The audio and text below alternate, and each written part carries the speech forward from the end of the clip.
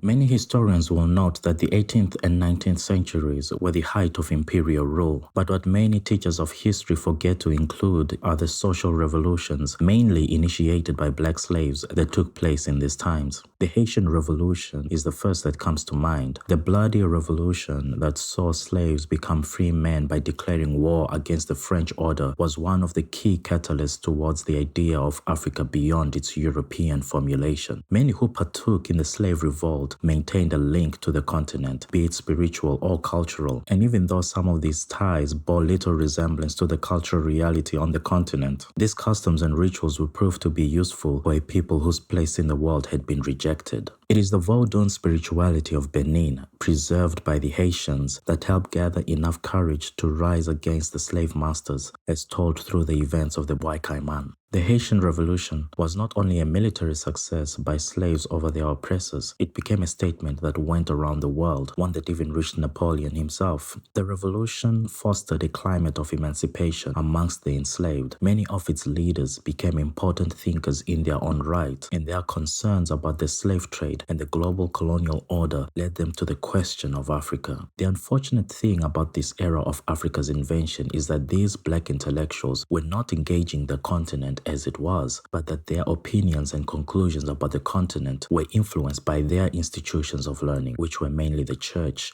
or the seminary. Some of these intellectuals began as clergymen. This meant that their access to the continent, a place they had been cut from for decades if not centuries, was to come by the way of the same colonial system of knowledge that had been passed down from the missionary, the explorer, and the soldier. Many of these black intellectuals saw through the bigotry of these historical records and archives, and in order to bypass this colonial library, these thinkers began thinking collectively about the black struggle and its experience. It was this new way that sought to build solidarity with black people everywhere in the world, but particularly on the continent, that drove Africa into its next invention, the invention of its Pan-African outlook.